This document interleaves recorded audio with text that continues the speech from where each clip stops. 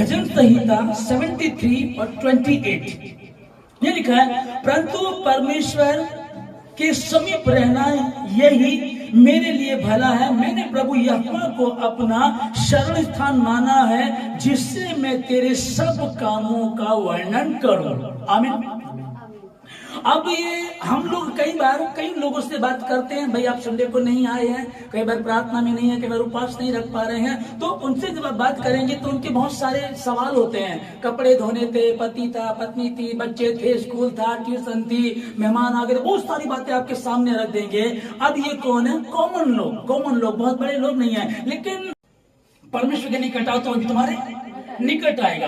तो जो हम लोग दूसरा इतिहास 15 का 2 से 4 तक पढ़ रहे हैं, यह लिखा कि आशा जो दाऊद के घराने का था, किसी कारण से ये होता ही है, परमेश्वर से दूर हो गए। तब भविष्यद्वक्ता मिलकर के उससे कहने लगा कि हे परमेश्वर के लोगों, बिन्यामीनी यहूदी लोगों, हे मसीह लोगों, यदि तुम परमेश्वर की खोज करोगे तो वो तुम्हें मिला करेगा, और यदि तुम उसको त्याग दोगे तो वो भी तुमको त्याग देगा। अब उसकी खोज में रहेंगे, उसको ढूंढेंगे तो वो हमको मिल जाएगा, क्योंकि उसने इस बात को कहा है। घुटनों पर जाएं, उपवास करें, प्रार्थना करें, और ऐसा जब हम करेंगे तो निश्चय ही वो हमको आशीषित करेगा। आमीन।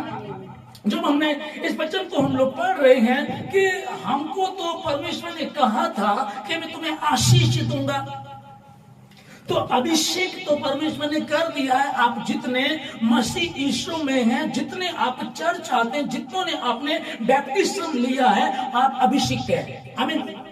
अब जब आप अभिषिक्त हैं, लेकिन उसके बाद भी कई बार बहुत सारे तो आशीषित हैं, बहुत सारे नहीं है। तो अभिषिक्त का मतलब समझिएगा, अभिषेक परमेश्वर ने आपका कर दिया। सपोज कीजिएगा, क्या सपोज करना? वचन में लिखा, एक को 1 तोड़ा दिया, एक को 3 और एक को 5, तीनों को दिए गए। ओके। और दो लोगों ने उन तोड़ों पर काम किया, उनको डबल कर दिया।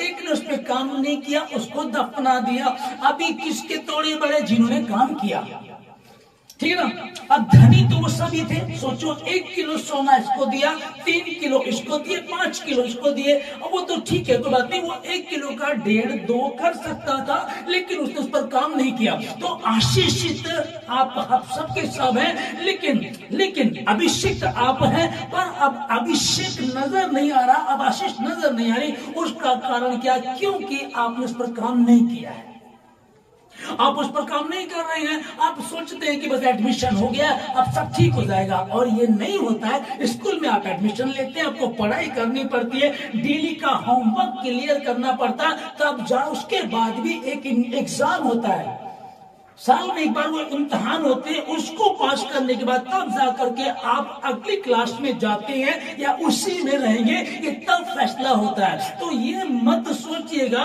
कि प्रभु ने हमको आशीष दे दी, नहीं, काम करना पड़ेगा। अपने अभिषेक को बना करके संभाल करके रखना पड़ेगा।